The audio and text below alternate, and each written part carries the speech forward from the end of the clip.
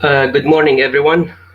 Um, Today we will discuss our new lesson titled News Release. It's page number 122. The page number 122. It's a new chapter. Okay, so let's look at the first paragraph. The first paragraph here simply talks about, the first news release, which was about a graduation announcement issued in 1758 by King's College. Now that was the first news release.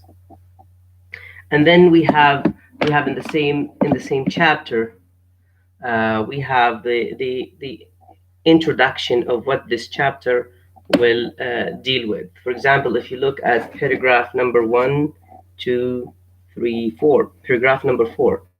So to start with, this chapter introduces you to the format and content of news releases.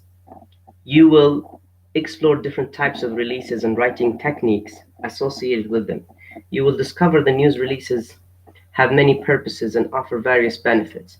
They give information to reporters preparing stories for daily newspapers and provide facts to radios and television journalists who will follow up with interviews. They attract photographers to schedule events and offer wire services information that can be boiled down into briefs and summaries. They serve as a prepackaged report that can be used by smaller newspapers and special interest publications. And then we have these 1, 2, 3, 4, 5, 6 points, the main points of this chapter. So in this chapter we will focus on how to write in appropriate news style. We also have to be able to use the appropriate format for news releases. We will be able to understand and apply the basics of news release writing, and to be able to write different kinds of leads and news briefs, and to be able also to write news releases for local media, and last, to demonstrate competence in writing news releases for various purposes.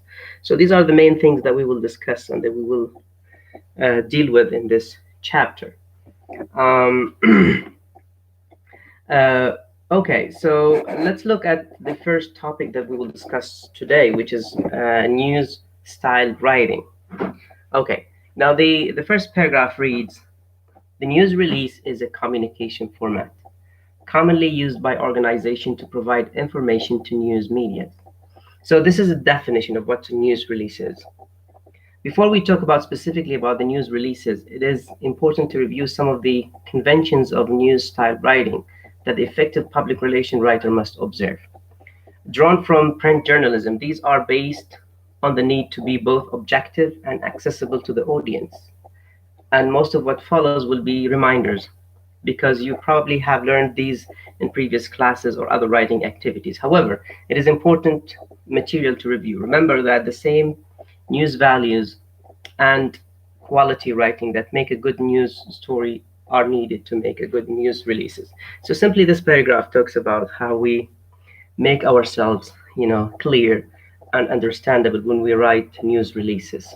When you write a news release, you write it to the public, and you want the public to understand you. You want the people to understand you. Without making people understanding you, then you will have a problem, or you fail in your job to be a public relation writer. So the first thing that you have to do is to write in a language that is effective and that can be understood by the public.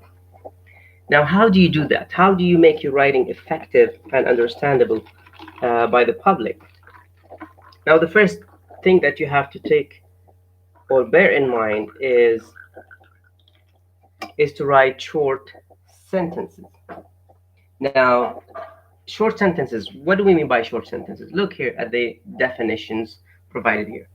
All public relation writing should strive for simplicity of style. So the first thing that you have to know about public relation writers is that you have to be very simple. But news writing especially cries out for this quality. Use short, simple words, period. use short, simple words. So the words have to be simple, and you have to use a short word. Readability studies suggest using words averaging 1/2 syllables, and sentences should be brief with an average of 16 words when the writing is for general audience. So if you write for a general audience and you feel that your sentence goes over 15 or 16 words, it means that this sentence is long. So what you need to do is to make sure that your sentence is 16 words or less. If it goes over 16, 2 words, that's fine. But if you have, like, for example, let's say 30 words in a sentence, or 40 words, this means that you have a problem in your writing, that your writing or that your sentence is not short. When a text, or sorry, for visual appeal and readability, paragraphs also should be short, generally 6 lines maximum. And this is very important.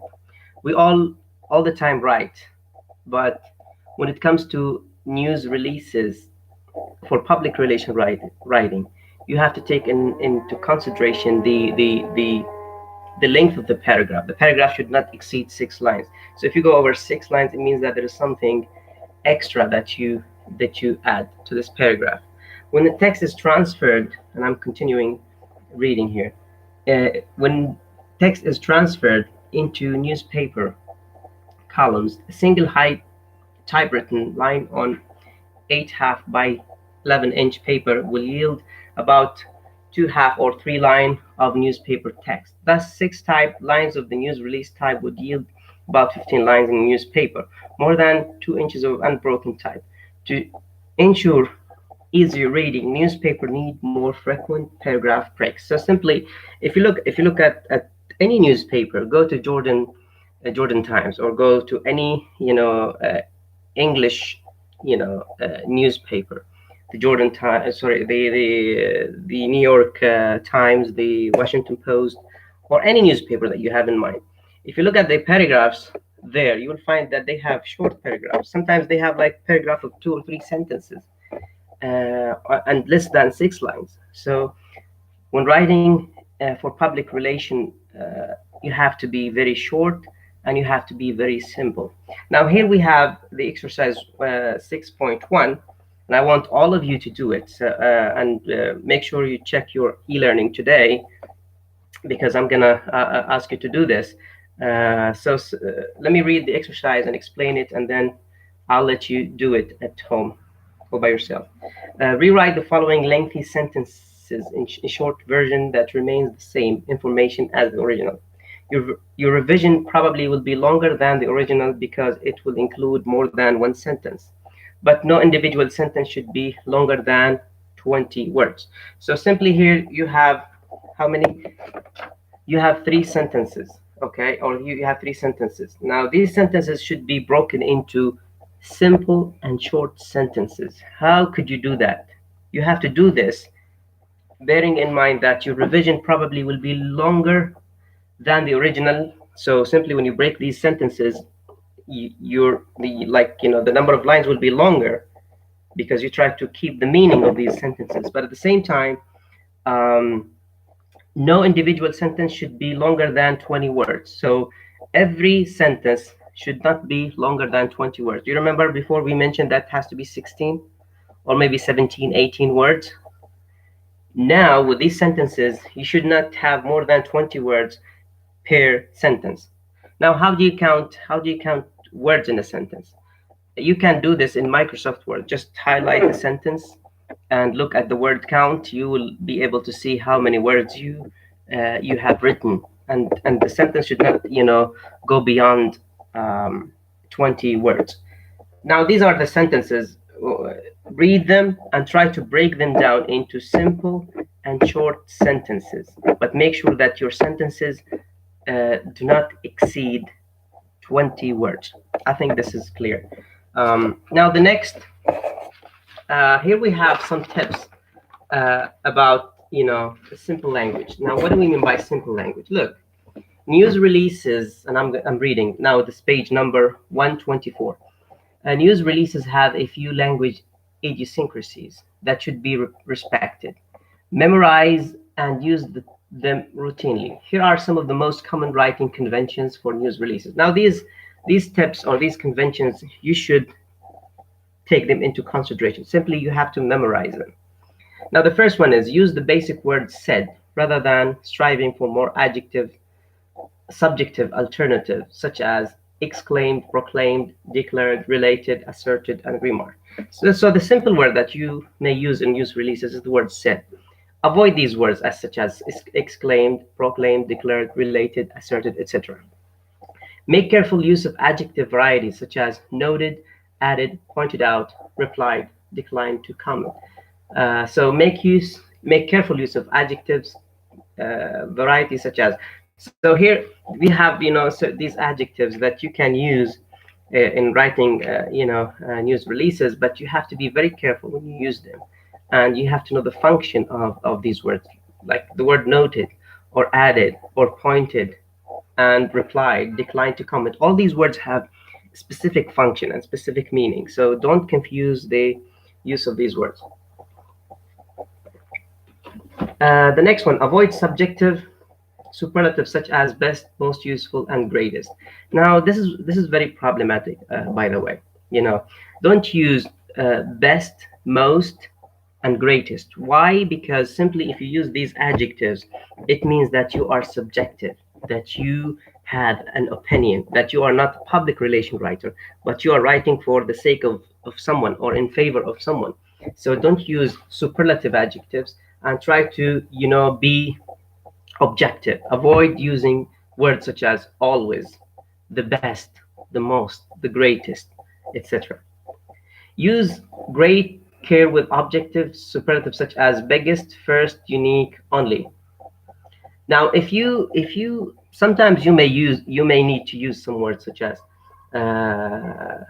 biggest, first, unique, only, and this because you want to give us, like the public people or the public, you need to give us some pieces of news, so you have to use some of these adjectives such as biggest, first, unique, only. But when you use them, you have to be very careful.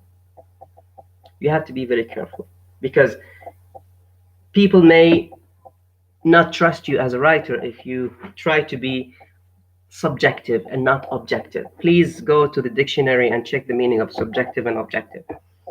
Avoid hard selling advertising based terms such as breakthrough and revolutionary. Now, these words are, or considered as an over exaggeration. Don't over exaggerate.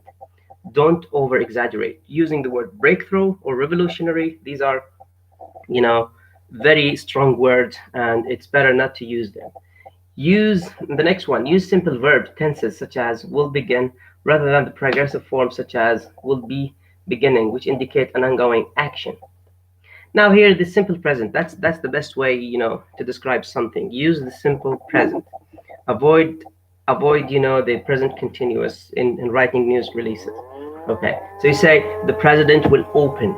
The president will talk about, but don't say that the president will be talking about. Will because the continuous, it means that this action is going on, okay, or will be going on, and then you cannot make sure that this action will be going on because it's in the future. So use simple present, or use simple rather than simple verb tenses rather than progressive or continuous. Prefer future forms of verbs such as will attend rather than is planning to attend. Again, use the future tense will attend rather than is planning to attend, because first you are talking about a future. That's the first thing. The second thing is that now when using an ing to talk about the future here, you talk about the plan. So using ing to talk about future, it means you have a plan. But when you use will as a simple verb, it means that this action, is like there is some kind of certainty or truth about this, that this will happen. I will talk to you. I will meet you. It means like there is a kind of a certainty in it. Unlike when you use the verb ing. Past perfect. Prefer past perfect forms of verbs for past action of indeterminate time. The company has appointed a new director. So prefer past perfect forms of the verb for past action of the indeterminate time. So simply, you have an action that happens in the past, but you're not sure about when this action happened, like the specific point when this action happened. In this case, use, perfect. So here, use present perfect here. Like this sentence, the company has appointed a new director. Now, why they use present perfect? Because simply you don't know the exact time of the action that happens in the past. So in this case, use present perfect. But if you know it, for example, if you say last year, then you know that it is last year. You say he went, but if you don't know when he went to the, for example, to to the city, etc., you say he has gone, because you don't know this the exact time when he performed this action. Now the last one, use past tense only with specific times and only when the time is relevant. The company had appointed a new director last week. So see here, last week is a specific action and specific time. We know when this director was appointed. So here we use simple past because we know exactly when this company appointed the director. But if we don't know when they appointed this director, then you use present perfect. All right. So I think we will take exercise 2. What time is it now? Now it's 16. Okay. Okay. Exercise number 2 is easy. Now what I want you to do is this. Use simple language. Circle the number of the correct answers in each set. Answers are listed at the end of this chapter. Okay. Circle the number of the correct answer in each set. So we have 3 sets, okay, on each group. Now we have 1A, 1B, 1C, and we have 2A, 2B, 2C, and we have 3A, 3B, 3C.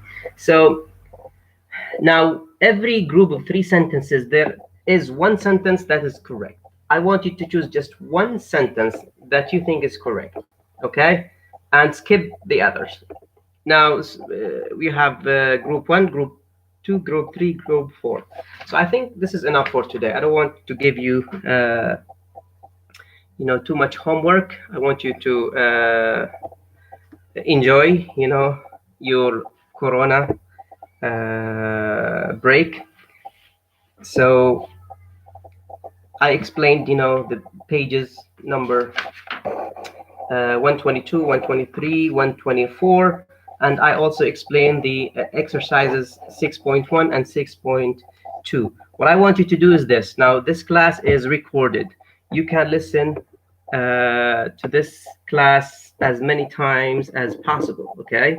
In this case, I don't want you to, if you want, you can read it by yourself and listen to my class and see how you understand my discussion. But what you need to do now is to do the 2 exercises, 6.1 and 6.2. And this is the homework for today. And you have 4 days to do this homework. The due for this homework is, I think it will be Thursday. So Thursday is our next class. Now, one thing that I want to tell you guys is that when you write, please make sure that you use your own language. Don't plagiarize. Don't use other people's language. I want to see you writing. I don't want to see other people writing. Okay. And also, for questions, please ask me on e-learning, because this is good for you and for me, because the University of Jordan, they insisted that we use e-learning rather than Facebook and other social media, because talking to me on Facebook is not official. The official thing is to contact me through e-learning.